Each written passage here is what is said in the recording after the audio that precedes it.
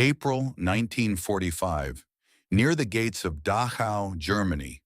The air smelled like ash and sickness. Mud clung to boots. Smoke drifted low across the ground. And behind the barbed wire, the survivors didn't cheer. They stared, silent, hollow. A young Jewish man stepped forward, his frame thin as wire, his coat hanging like it belonged to someone else. His eyes didn't look at the American soldiers. They locked onto one man, General George S. Patton. A captured German guard was being held nearby, disarmed, trembling, hands raised. He had surrendered minutes earlier.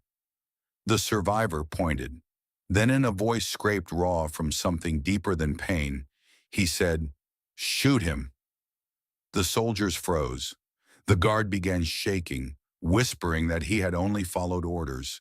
The survivor took another step forward. He killed my family." All eyes turned to Patton. The general said nothing. For a moment, the war seemed to shrink into a single question: justice or discipline, revenge or law. And in that silence, one decision would define what victory actually meant. Before we continue, make sure you subscribe. We tell the World War II stories that force you into impossible decisions, where history isn't just remembered, it's judged. New episodes every week. To understand what happened at Dachau, you need to understand what the Allied soldiers were walking into in the final weeks of the war. By April 1945, Nazi Germany was collapsing. Cities burned. Supply lines were broken. Entire units surrendered without firing a shot. But behind that crumbling front line, something else waited. Something the soldiers had not been prepared for. The camps. Well, places like Dachau were not military targets in the traditional sense. They were hidden systems of control designed for imprisonment, forced labor, and systematic death. Many Allied soldiers had heard rumors, stories of starvation, executions, mass graves. But few believed the scale until they saw it. Over 30,000 prisoners were found at Dachau when it was liberated. Thousands were already dead. Thousands more were barely alive. American troops, hardened by years of combat, broke down when they entered. Some wept. Some turned away. Some reached for their weapons again. Because the war they thought they were fighting suddenly changed shape. It was no longer just about defeating an enemy. It was about confronting what that enemy had done. General George S. Patton was 59 years old, commander of the U.S. Third Army. I was born in California, a man known for aggression, discipline, and absolute belief in military order. He believed wars were won through speed, decisiveness, and control. He demanded perfection from his men, and even more from himself. But beneath the polished helmet and sharp language was something more complicated. He kept a personal diary, not just of victories but of doubts. Questions about war, history, and the burden of command. He had seen death before, but he had never been asked to define justice like this. The German guard had no name anyone remembered, but he had a role. An SS camp guard, part of the system that enforced Dachau's brutality. His ideology was simple: obedience. He claimed he followed orders. That refusal meant death. That he was a soldier, not a decision maker. As he stood there, hands raised, he repeated one line over and over: "I had no choice." But the survivors saw something else.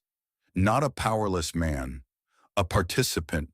Because in camps like Dachau, cruelty wasn't just commanded.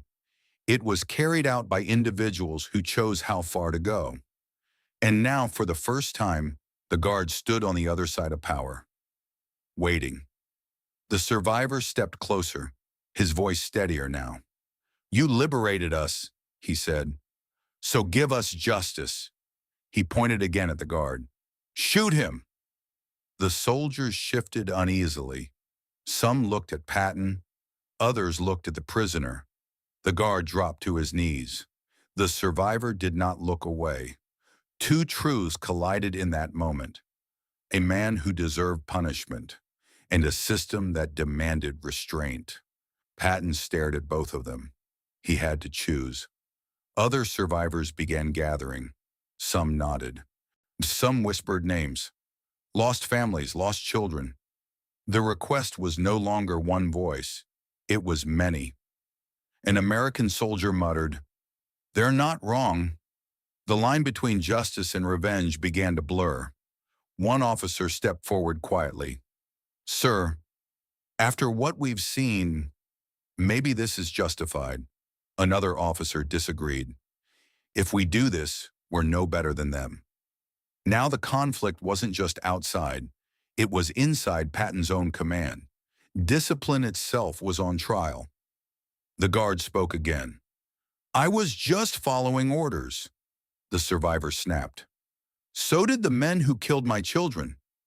Silence. The guard looked at Patton. The survivor looked at Patton. Both men were asking for something. Only one could receive it. Patton finally stepped forward.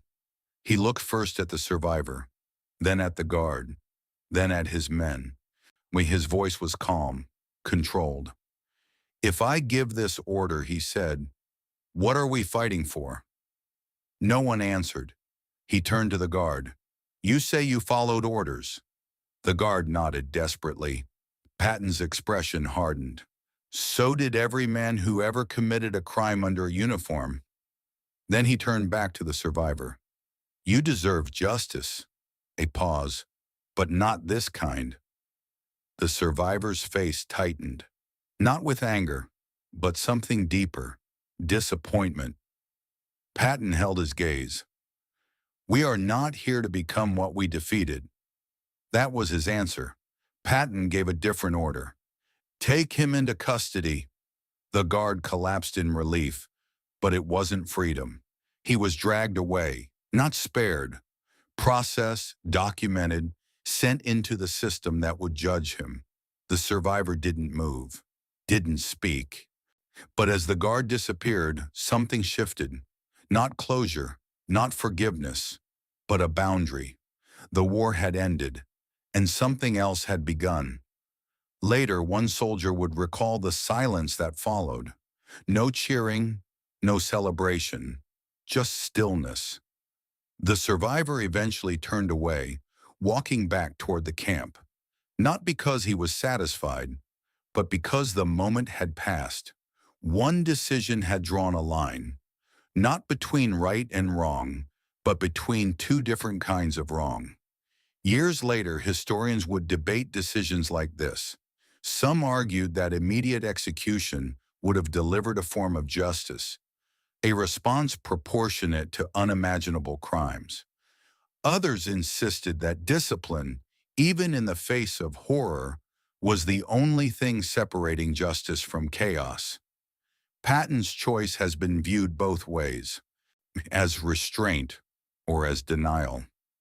Because when systems fail on a massive scale, the question becomes unavoidable. Who gets to decide what justice looks like? And when? If you had been in Patton's position, would you have ordered the execution or upheld the law and let the system decide? Let us know in the comments. And if you want more World War II stories that force impossible choices, make sure you subscribe.